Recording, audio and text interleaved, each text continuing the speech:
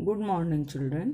आज हम आपको पाठ 18 इस्पाती इरादा एक्सप्लेन करेंगे। इस्पाती इरादा यानी कि फौलादी इरादा, लोहे का बना जैसे कि मजबूत इरादा रखने वाले।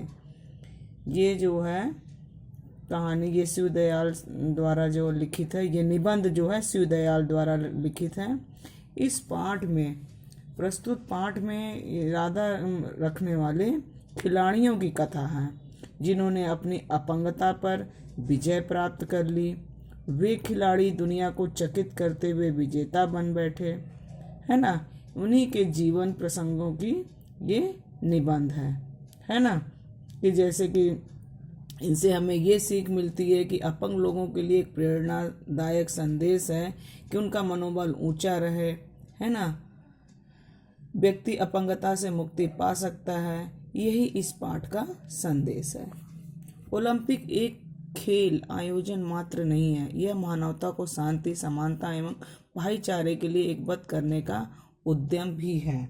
उद्यम यानी उद्यम का अर्थ होता है यत्न। इसीलिए ओलंपिक में जाति, नस्ल, लिंग, नागरिकता एवं आर्थिक स्तर के ऊपर मात्र खेल भावना को वरीयता का यानी कि सर्वश्रेष्ठता दी जाती है। ओलंपिक खेलों में भाग लेना भी उतना ही महत्वपूर्ण है जितना कि विजेता बनना।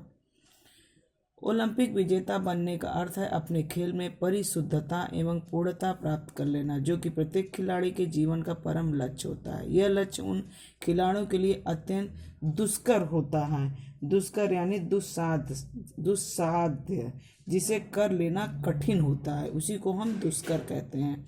जो बीमारी अथवा दुर्घटना के शिकार हो जाते हैं। किंतु ओलंपिक का इतिहास ऐसे लौह संकल्पों वाले खिलाड़ियों के जीवन प्रसंगों से भरा पड़ा है जो अपंग हुए, विकलांगता का शिकार हुए, लेकिन जिन्होंने हिम्मत नहीं हारी, हौसला नहीं खोया और एक दिन ओलंपिक विजेता बने।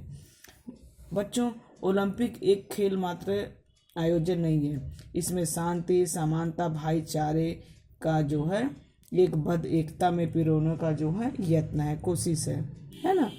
देखिए, ओलंपिक विजेता बनने का अर्थ है अपने खेल में शुद्धता, पूर्णता प्राप्त कर लेना। ये ऐसे लोगों की कहानी है, ऐसे लोगों का निबंध है।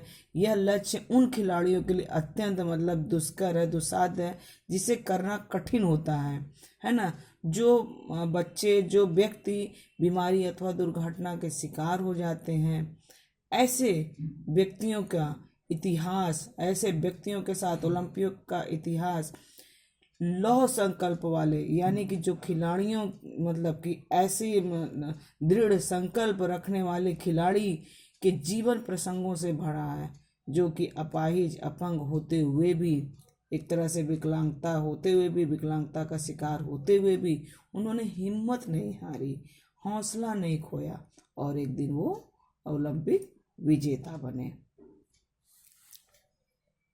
यदि दुनिया के खेल के नक्शे पर जेम्स सी ओवेंस ने अश्वेत प्रतिभा को प्रतिस्पर्धित किया, तो महिला वर्ग में यही काम करने का श्रेय विल्मा रुडोल्फ को जाता है।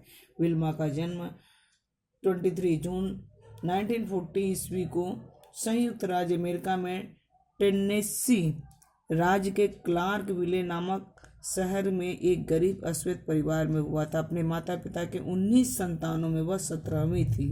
विल्मा गरीबी और अभाव लेकर पैदा हुई थी। उस पर सिर्फ 4 वर्ष की उम्र में वह पोलियो, दोहरा निमोनिया और स्कारलेट बुखार से पीड़ित हो गई, है ना। स्कारलेट यानी बुखार का नाम है।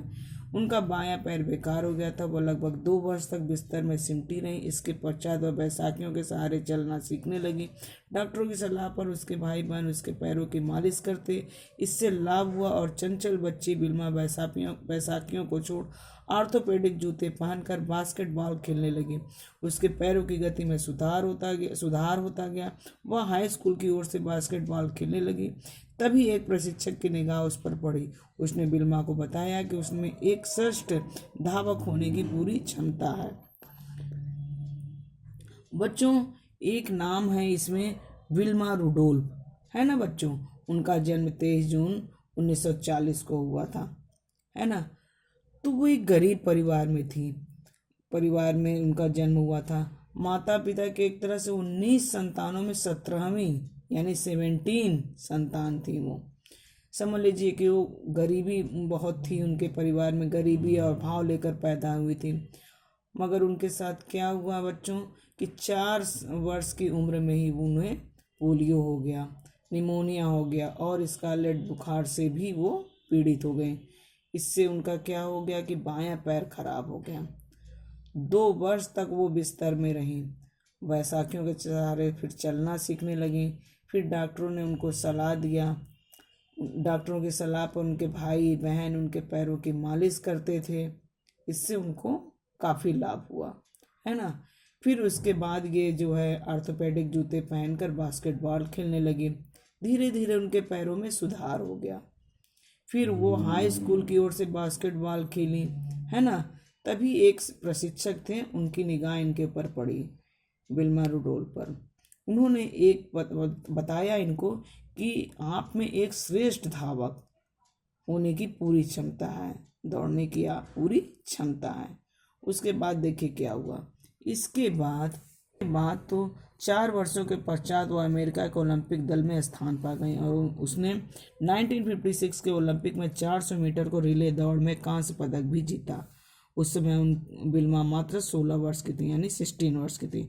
4 वर्ष के पश्चात 1960 यानी 1960 के रोम ओलंपिक खेल में वह एथलेटिक्स की दुनिया में एक सुपरस्टार के रूप में उभर कर सामने आई। उसने 100 मीटर की रेस 11.0 सेकंड में तथा 200 मीटर की रेस 24.0 सेकंड में जीती। 400 मीटर की रिले दौड़कर नेतृत्व करके 44.5 सेकंड के विश्व कीर्तिमान की बराबरी कर ली। बाद में एक बार विल्मा ने मजाक में कहा था कि बचपन में उसे डाइनिंग टेबल पर सबसे पहले पहुंचने की जल्दी रही, इसी कारण वह एथलेटिक बन सके। बच्चों वो समझ लीजिए कि 4 वर्ष के पश्चात ही ओलंपिक में वो स्थान पा गई। और ये सब जितना मैंने बताया ये सब देखिए 1956 में, अब ये दोबारा मैं बता रही हूँ, एक तरह से इसको बताना ये है।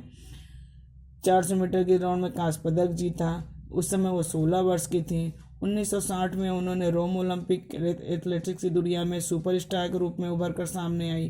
फिर 100 मीटर की रेस, ये सब चीज़ें जो अभी मैंने बताया तो उन्होंने ये सब जीता। उसके बाद जो क्या था, बाद में एक बार फिर विल्मा ने मजाक में कहा था कि बचपन में जब डाइनिंग टेबल पर सबसे पहले पहुंचने की जल्दी रहती थी, वो समझ लीजिए जो बचपन की बातें थी वो उनके दिमाग में इस तरह थी कि इस तरह वह एथलीट बन सके, एक एथलीट बन सके।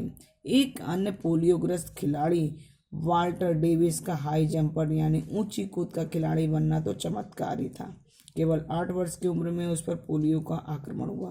बैसाखी पकड़ने के पहले अत्यंत कष्टप्रद स्थिति में व्हील चेयर पर उसने 5 वर्ष गुजारे। हर कोई उसे देखकर उस पर तरस खाता, लेकिन उसने न तो हिम्मत हारी न ही आत्मदया का शिकार हुआ। उसे खेलों से लगाव था।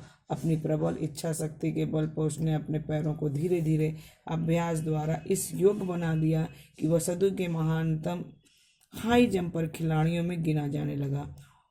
हेलसिंकी ओलंपिक में भाग लेने तक उसकी स्थिति इस सीमा तक सुधर चुकी थी कि जब वह 2.04 मीटर की ऊंची कूद लगाकर विजेता बना तो उसके इस कारनामे पर किसी को आश्चर्य नहीं हुआ।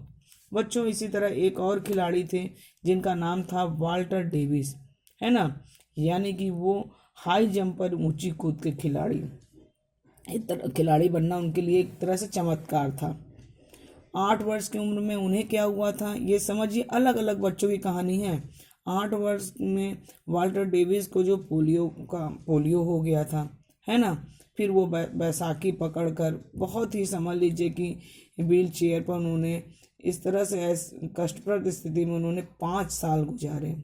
सभी लोग उन पर तरस खाते थे मगर वो हिम्मत नहीं हारे और उन्हें खेलों से बहुत लगाव था और उनकी इच्छा शक्ति इतनी प्रबल थी कि उन्होंने अपने पैरों को धीरे धीरे अभ्यास करके इस योग्य बना दिया कि उनकी गिनती जो है सदी के महानतम हाई जंपर खिलाड़ियों में गिना जाने लगा।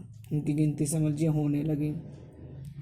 तो एक तरह से जो है मतलब कि उन्होंने इतना कोशिश किया, इतना अपना दृढ़ इच्छा शक्ति रखा कि वो इस जगह पर पहुंच सके। फिर उन्होंने 2.04 मीटर की ऊंची कूद लगाकर विजेता बने, है ना। तो इस तरह से उनके इस कारनामे पे किसी को आश्चर्य नहीं हुआ। Thank you.